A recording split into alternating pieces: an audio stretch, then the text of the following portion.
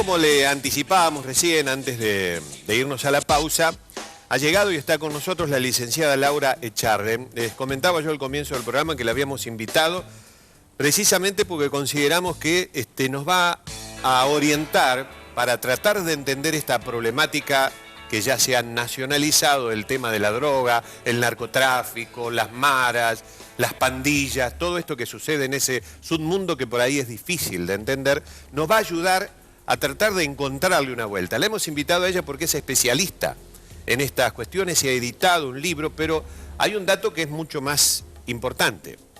Nos va a hablar desde el campo. Yo les decía en el comienzo que por ahí pasan los políticos por acá y nos cuentan, sí, uno dice, sí, el narcotráfico, no sé qué, el otro, el narcotráfico, y nunca han estado en el territorio. Bueno, la licenciada trabaja metida dentro de los lugares más complicados del Gran Buenos Aires. Es decir, que tiene la información de primera mano. Licenciada, ¿cómo le va? Buen día. ¿Qué tal? ¿Cómo les va? Hola, buen día. Le agradezco la gentileza de haber aceptado nuestra invitación. Por favor, es un placer estar con ustedes. Bueno, la verdad es que nosotros vemos el problema del narcotráfico por ahí, como una cosa lejana, que no, esto ocurre en otro lado. Le ocurre a México. Que le ocurre a México, que ocurrió y ocurre en Colombia, pero por ahí la sentimos como que también está en nuestras espaldas, como que nos sopla en la nuca.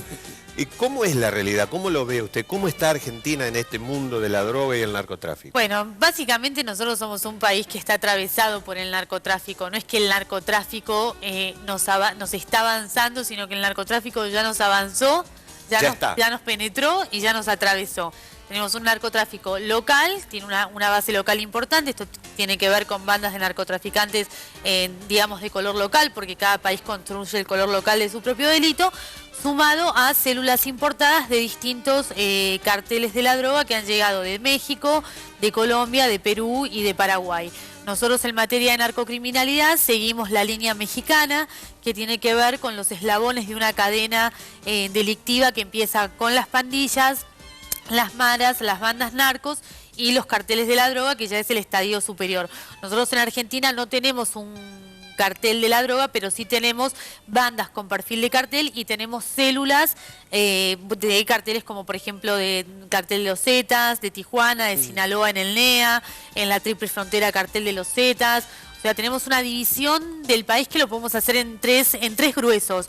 No quiere decir que lo que pase en un grueso no pase en el otro, pero los gruesos son un norte que tiene que ver básicamente con la penetración de la droga, con unas fronteras muy permeables, con el adoctrinamiento, con el reclutamiento de niños según las fuentes de información. Tenemos un centro del país donde se está disputando básicamente el territorio, lo que es la guerra narco más gruesa, más contundente, más sangrienta, y un sur que se dedica más que nada a lo que tiene que ver con el lavado de dinero, que es una etapa que ya estamos transitando dentro de la Argentina, que es la reinversión de la ganancia de la venta de la sustancia. ¿Puede ser que en algún momento te escuché en alguna entrevista decir que la génesis es el lavado de dinero? La génesis del narcotráfico tiene que ver básicamente con el lavado de dinero, por eso el tema a veces del planteo de la legalización y demás, bueno, son cosas que se tienen que dar en otro momento. Todo eso creó, nosotros hemos pasado, a veces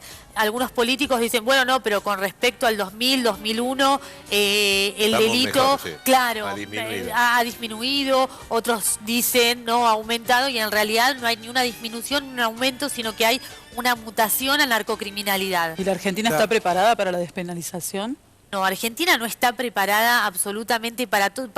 Todos esos debates se dan en países serios, con un tejido social que no esté perforado. Nosotros hemos pasado del 2000 al 2010 de un tejido social quebrado a un tejido social perforado. Vos tenés que crear un clima de seguridad, empezar a recomponer el tejido que se perforó de acuerdo a un proceso de descomposición social que se ha dado sostenidamente en los últimos años, y ahí podés empezar a plantear el tema de la despenalización, como algunas medidas de seguridad que tienen que ver más con la tecnología, y países que realmente están trabajando por la limitación de todo licenciada, esto. ¿Cómo ve usted Córdoba en ese mapa, en esos trazos que usted hizo? Habló del norte, habló del centro y habló del sur. Bueno, Córdoba, digamos, está en el centro donde hay una disputa territorial importante. Nosotros tenemos que aclarar que no hay provincia que esté exenta del flagelo del narcotráfico. La diferencia entre las provincias está entre las que forjan el flagelo y se puede forjar a través de la omisión, de la impericia o de la desidia. O de las tres cosas a la vez. Todo eso termina siendo siempre funcional al delito. Cualquier tipo de delito, más allá de... ¿Te referís al gobierno, a la policía? O sea, a la institucionalidad. Tiene que ver a lo que son los grupos de poder. O sea, poder político, poder policial y demás.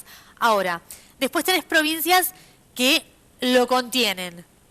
Por ejemplo, una provincia que contiene, que me preguntaba, Córdoba. Córdoba es una provincia que está en un proceso de contención del flagelo del narcotráfico. Es decir, reconoce la penetración del narcotráfico a nivel nacional y bueno, entonces lo que tiene que hacer como provincia, como tendría que hacer todas las provincias, como lo hace de hecho también San Juan, como se está tratando de hacer en Corrientes y demás, es empezar a limitar el flagelo a través de algunas medidas como por ejemplo la policía antinarcotráfico, que es una policía que se está iniciando, que está comenzando, que depende del poder judicial, es la primer policía que hay a nivel nacional. Entonces, bueno, entonces uno empieza a ver rasgos de eso. Y después tenés otras provincias que forjan, como por ejemplo el caso de la provincia de Buenos Aires, la ciudad de Buenos Aires. ¿Por qué se produce ese fenómeno en Santa Fe, en la provincia de Santa Fe, o concretamente en Rosario, que da terror? Es decir, uno ve Rosario, ve las crónicas de Rosario y ve México. ¿Por qué se produce eso? Sí. Se da ahí y se da en algunos sectores del Gran Buenos Aires. Casi 300 muertos en medio año en la provincia de Santa Fe. Sí, nosotros tenemos un PBI narcodelictivo a nivel nacional encabezado por la provincia de Buenos Aires y la provincia de Santa Fe. Esto tiene que ver con un proceso de descomposición social, con un aparato reproductivo de marginalidad que nada tiene que ver con la pobreza. La marginalidad hizo de los planes sociales la variable y no el complemento de trabajo, razón por la cual hay un estado parasitario muy sostenido, muy contundente, que termina luego por inclinarse a la actividad delictiva porque no se utiliza ni la estrategia de la prevención ni las tácticas del trabajo y la educación para, digamos, recomponer esa marginalidad que está en ese ocio dedicado a la actividad delictiva. Y después, bueno, por lo que decíamos anteriormente, tenés ya sea omisión, desidia, impericias o incapacidad para gobernar que hace que, bueno, haya una masa crítica que termine siendo funcional a la penetración y a la formación de bandas locales vinculadas al narcotráfico. 3 preguntas cortitas en una. ¿Qué son las maras? Las maras, la segunda parte sería, ¿es la base del cártel?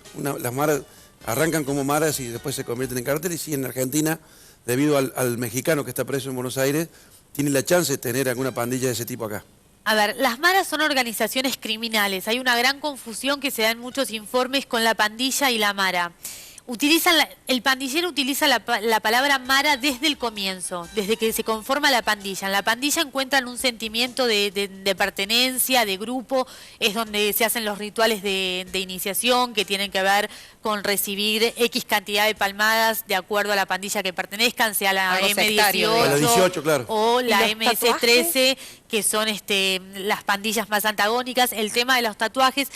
Ellos utilizan los tatuajes como una forma de expresión y dentro de su cuerpo está el relato de la historia.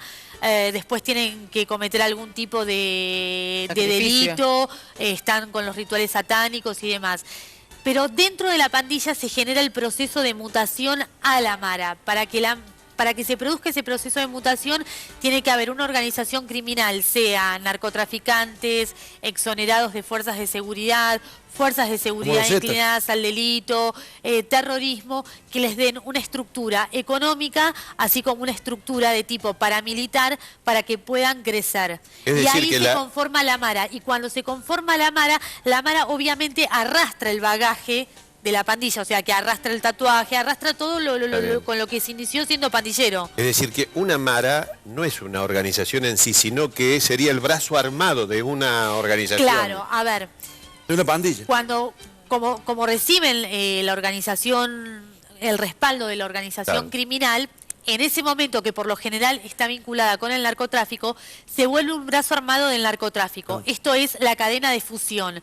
En la cadena de fusión se llama una narcomara, pero a veces las maras quieren trascender, porque ya vieron que pueden articular poder. El narcotráfico u otra organización la proveyó de muchos instrumentos que tienen que ver con la tecnología, con la economía y demás, y quiere romper con el narcotráfico o con cualquier tipo de agrupación vinculada al delito. Cuando rompen la cadena de traiciones, tenés dos alternativas: o una disputa territorial, una guerra territorial sangrienta, o la muerte de alguno que es inmediata de acuerdo al cartel. El marero que tenemos acá en Argentina, en el penal federal de Seiza, bueno, dicen que trabajaba para el cartel de Sinaloa. ¿La única forma de salir de las maras es la muerte? No, de salir de la pandilla sí. De salir de la pandilla sí, de salir de la mara no, porque la mara ya tiene una estructura criminal muy similar a la que tiene el narcotráfico, porque el narcotráfico proveyó, como u otras organizaciones, le dieron a la mara toda esa estructura para que pueda mutar de pandilla a mara. Ahora, licenciada, quería preguntarle con respecto a sus trabajos de campo. Lagarto comentaba en el comienzo del programa que usted realiza trabajos de campo dentro de las villas, porque por ahí el concepto de mara, estas cuestiones, todavía me parece que la mayoría de los argentinos estamos como un poco muy iniciándonos en esto, pero digo, los niños los chicos de las villas de la Argentina, imagino que ese dato usted lo tiene que tener.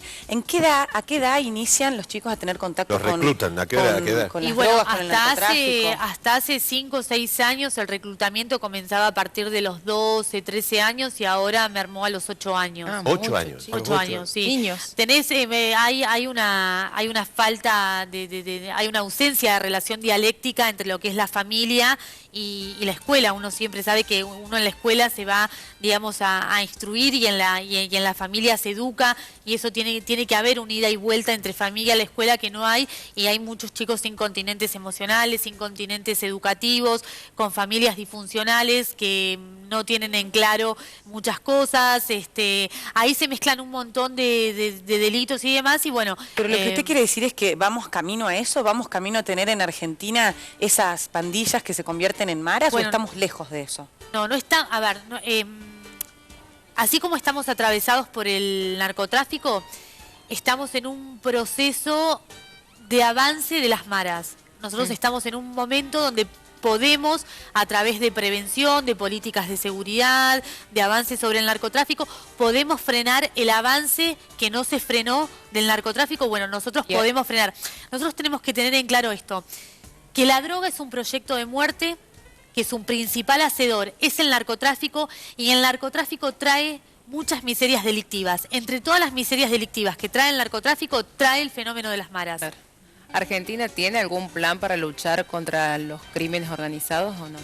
No, ahora actualmente no hay a nivel nacional no hay ningún tipo de ningún proyecto. No, porque se encuentran con este tema, con el fenómeno de las maras, o sea, como algo conocido, cuando en realidad nosotros ya tenemos antecedentes de un fenómeno mara en Argentina en el 2006 en la provincia de Buenos Aires. ¿Por qué se les dice mara? Creo que hay una explicación. Sí, bueno, ellos, por eso digo que cuando utilizan la palabra mara, desde que son pandilleros, pero le hacen honor a la mara cuando se vuelven una organización criminal. ¿Y por qué le hacen honor a la mara? Porque cuando son organizaciones criminales, le hacen honor a la etimología de la palabra, que viene de la hormiga marabunta, que es esa hormiga que arrasa con todo lo que encuentra a su paso. Entonces ahí cuando son organizaciones criminales pueden arrasar. Como pandilleros no, porque no tienen armas, no tienen estructura económica. Claro. Está bien. Ahora, licenciada, en Buenos Aires hay una policía, me parece, que el gobierno de la Ciudad de Buenos Aires tiene una policía vinculada al narcotráfico y todo eso, ¿y eso no opera? No hay ninguna policía vinculada al, digamos, ahí está drogas peligrosas y demás de la policía. Pero esta policía federal que ha hecho Macri, que es la metropolitana, ¿no? No, pero la policía metropolitana es un chiste. La policía urbana. Como un chiste, porque... Claro, es un chiste, no es una policía que esté capacitada para operar contra el narcotráfico, porque a veces ni siquiera es capaz ni siquiera tienen armas. Ordenar el tránsito. A veces quiere ordenar el tránsito y desordena. Pero ¿y entonces cómo se actúa en la Ciudad de Buenos Aires? No, bueno, directamente no se actúa. A ver, hay una gran comodidad que hay. Nosotros todos sabemos que el narcotráfico es un delito federal. pero es obligación de todas las provincias avanzar sobre el menudeo, porque sin menudeo no hay narcotráfico y sin narcotráfico no hay menudeo. En la Ciudad de Buenos Aires no hay una política sobre el menudeo, hay una policía metropolitana sobre la cual está basada el plan de seguridad de la Ciudad de Buenos Aires, que no contempla todo lo que tiene que ver con el menudeo. De hecho, si la Policía Metropolitana hubiera hecho algo contra el menudeo, no hubiera 650 puestos de venta de droga en toda la Ciudad Autónoma de Buenos Aires, que mueve alrededor de 1.900 millones de pesos anuales. Ahora, ¿usted en qué lugares anda? Porque yo he leído muchos trabajos suyos metidos en las villas. No puedo decir mucho por dónde ando porque está bien. Es complicado, pero conozco las villas, conozco la 1114. Sí. Cuando usted anda por ahí, ¿no corre riesgo? Claro. ¿No tenés miedo? ¿No tiene miedo? Claro. ¿Anda sola? Bueno, a ver, eso ya no lo puedo contar porque tiene que ver con parte, digamos, del trabajo de campo y de investigación que uno hace. Claro. Entonces, si cuento cómo lo hago y demás, bueno, se me va a complicar un poco la existencia. Pero, ¿y cuál es el rol de la mujer en todo esto, en estas organizaciones? Bueno, la mujer en principio la mujer, por ejemplo, en el caso de la pandilla, cuando quiere, digamos, formar parte de una pandilla, tiene que someterse a todo tipo de abusos sexuales, violaciones. Tiene que ver con el ingreso de una mujer a una pandilla está vinculado con la promiscuidad absoluta. Dentro de lo que es... ¿Pero es reclutada o ingresa porque quiere? No, ingresa por lo general porque quiere. Después es utilizada dentro de la mara ya como un señuelo, claro. Son utilizadas como mulas. Es muy efímera la vida de la mujer dentro de cualquier eslabón de la cadena criminal. Ahora, licenciada, digo que recién decías que la metropolitana no tiene una actividad, digamos, para luchar contra el narco, pero en Córdoba, por ejemplo, se hizo. Pero pero acá se formó una policía específica. Bueno, una policía para luchar contra el menudeo, claro, pero esta es una policía específica, la policía de Córdoba, y está una policía especial que no depende del gobierno ni demás, sino que depende del Poder Judicial. Claro, eso es otra cosa. La metropolitana es una policía... Y en este caso lo ves como un paso adelante que Córdoba tenga una policía antinarcótico que también depende del Poder Judicial, no depende de la... Claro, pero por eso digo, porque es novedoso a nivel nacional. ¿Es la única provincia que lo tiene? Es la única provincia que la tiene. Es un signo, es un gesto...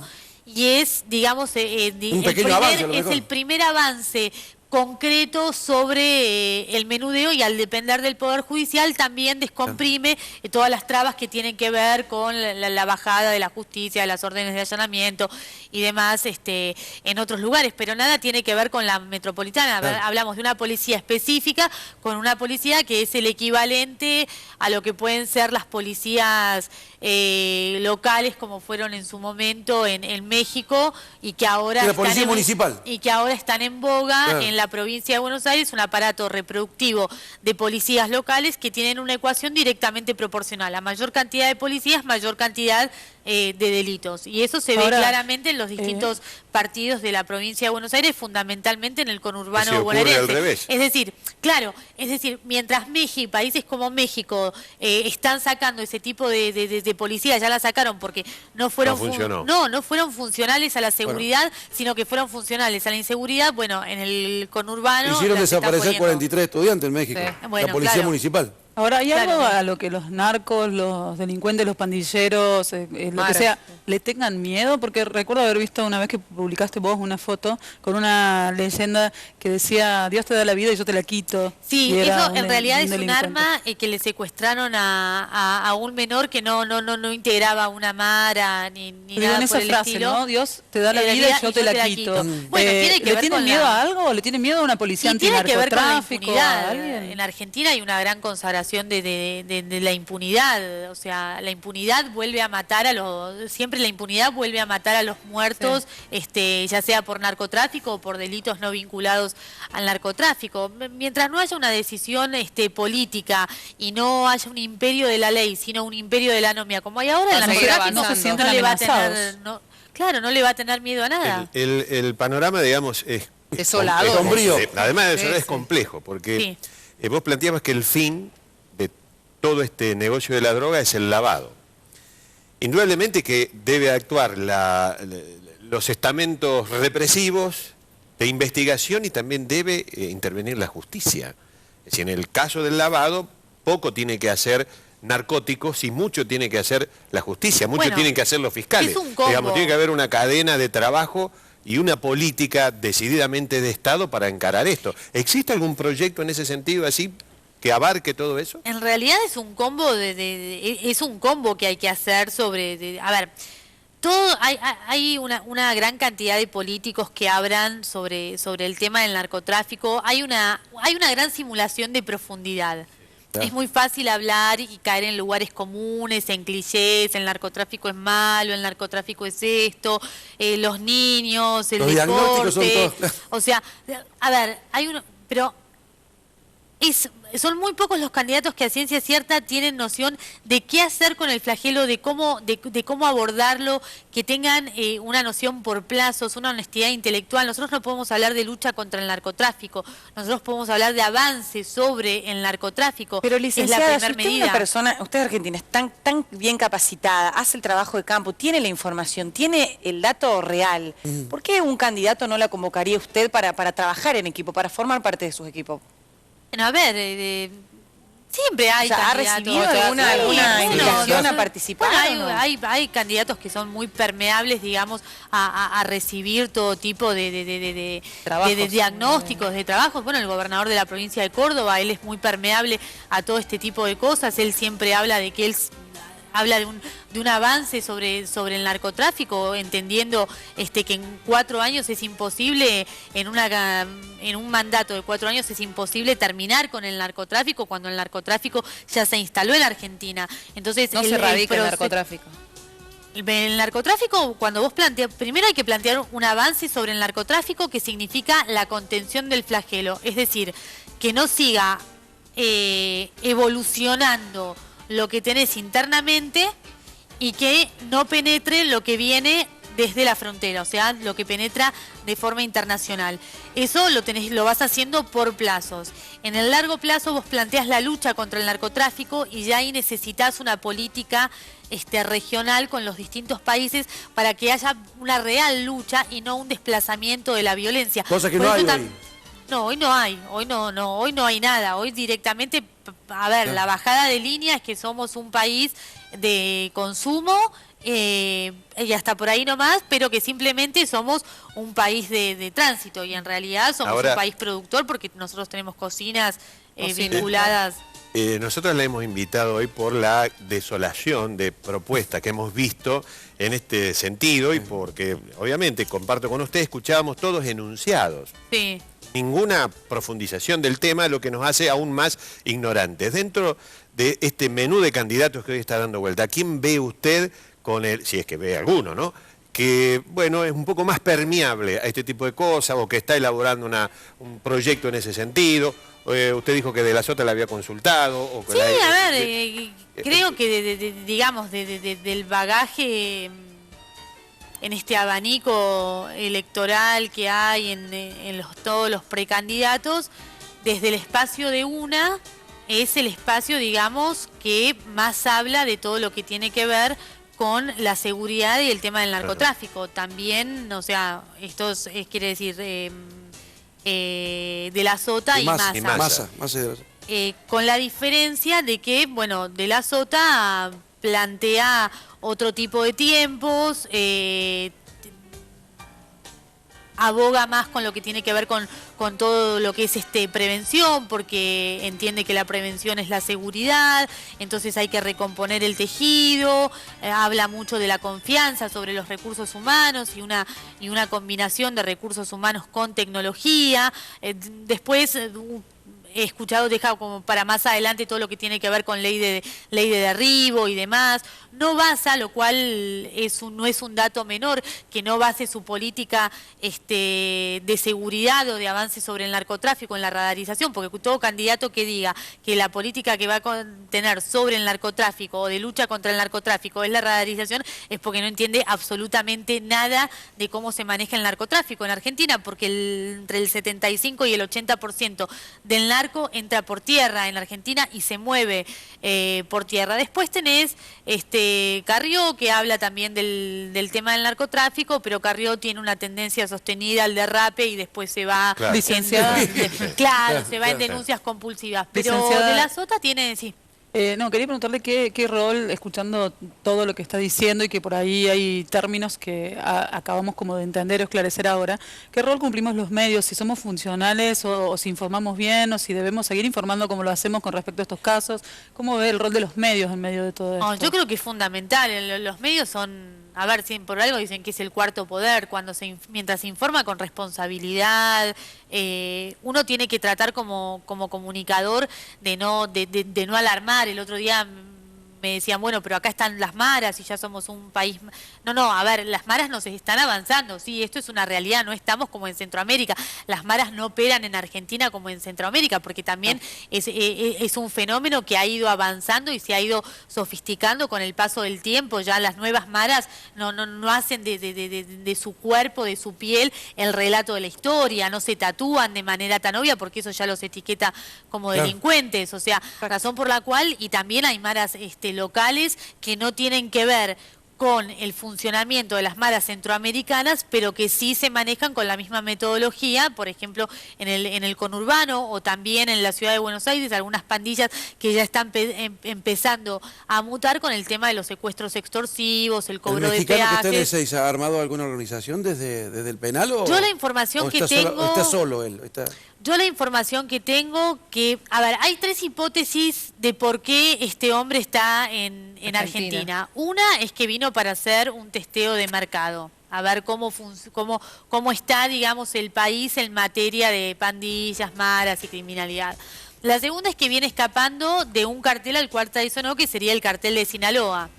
Y la tercera es que vino a conformar una célula de la Mara 18, que es por la cual más abogo, porque es por lo que tienden a venir pandilleros, mareros a distintos países donde todavía o no tienen el concepto o demás que hay una mara, pues ya, según la información, ya desde el 2006 hay una célula de la mara antagónica que es la MS3 en el partido de La Matanza. Descarto el tema del testeo de mercado porque eso es una información que se ve ya con el tráfico de internet y demás, se puede saber. Que esté escapando del cartel de Sinaloa lo dudo, porque acá ya lo hubieran boleteado, porque en el NEA hay una célula del cartel de Sinaloa que no lo hubiera perdonado. Razón por la cual, según la información, respondiendo a la pregunta de usted, de acuerdo a la información que yo tengo, tuvo el tiempo suficiente de monitorear cómo venía el tema en el penal de Ezeiza y ya habría conformado, tal vez sin saberlo y sin nombrar la palabra mara dentro del penal, porque tienen una gran astucia estos individuos, ya habría conformado alguna organización, alguna movida dentro de lo que sería el penal, sin llamarlo, según la información que yo tengo, sin llamarlo mara, pero ya, bueno, ahora está aislado y bueno, no está bien. No sé cómo se manejará. Licenciada, tengo que sintetizar y le pido 2 o 3 conceptos sobre esto. ¿Somos un país de tránsito, como se dicen, o ya somos un país de productor y de consumo? Somos un país atravesado por el narcotráfico, donde hay tránsito de droga, obviamente, hay consumo de droga, pero también hay producción de drogas sintéticas, hay un fuerte avance de las drogas sintéticas, porque las drogas sintéticas están abriendo un mercado interno para no depender del mercado internacional de la droga que nos entra de Bolivia, como la cocaína, la marihuana de Paraguay. Se está experimentando con muchas cocinas móviles en la ciudad de Buenos Aires, con el tema de las drogas sintéticas, sobre todo en la Villa 20, donde habría fuerte experimentación con niños, a ver cuáles son La otra pregunta. ¿El reclutamiento se produce como una iniciación a la droga o como una iniciación al trabajo fácil? No, el reclutamiento se produce para tener a niños que sean soldados de los búnkers de la droga que hay en los distintos puntos de todo el país. Porque me parece que en un pasaje de su charla dijo que, bueno, los planes sociales, en vez de cumplir el rol de acompañar y de asistir hasta tanto se inserta la persona en el plano laboral. Claro, pero el reclutamiento es de niños. Sí. El reclutamiento se hace de niños. ¿Y los mayores? Los mayores ya directamente ya se inclinan solos hacia el delito. Es decir, a los niños los tenés que captar de alguna manera. En vez de trabajar, me dedico a dealer porque gano más que... Claro, y los niños en vez de estudiar porque no tienen ningún continente familiar y demás que los mande hacia el colegio, bueno, son captados por el narcotráfico. ¿Y un niño de 8 años qué hace, por ejemplo, en la práctica, en el terreno? ¿Qué hace? ¿Cómo es funcional la organización, un pibe de 8 años? Y no, los empiezan a adoctrinar desde la preparación física, desde la preparación mental, les enseñan a utilizar todo tipo de armas, sea armas blancas, sea armas de guerra. ¿Mulitas no? No, más que nada mulas son las mujeres. ¿Las mujeres son? Sí, más que nada. Bueno, licenciada, le agradezco mucho la gentileza, la verdad que nos ha planteado un panorama de un mundo que desconocemos, padecemos, pero lo desconocemos. Pero se puede salir, hay que tener decisión política, de esto se puede, claro. esto se puede remontar, va a llevar muchos años, se puede remontar, pero se necesita una política de Estado en ese sentido, una decisión obviamente. Y política de Estado en ese sentido que abarca desde la seguridad, la justicia, hasta la educación. Sí, tiene que haber una DEA, sí, por supuesto, pero no lo plantean la metropolitana no son, digamos, modelos de policías a seguir, ni la metropolitana ni las comunales en el conurbano. ¿Y en qué tiempo podría verse si resulta efectiva o eficaz la policía antinarcotráfico de Córdoba? ¿Qué tiempo hay que darle? Y en el mediano plazo, en el corto plazo se pueden ver algunas cosas, pero en el mediano plazo se podría llegar a empezar, estimo yo, no sé cómo ha sido el armado, sé que ha sido bastante riguroso, pero entiendo que en el mediano plazo ya se podrían ver avances importantes. Usted dice que sin menudeo no hay narcotráfico. Sin narcotráfico no hay menudeo. Por eso es importante avanzar sobre el menudeo y luchar contra el narcotráfico. Muchas gracias, licenciada. Por favor, gracias a ustedes. Muy gentil. Gracias.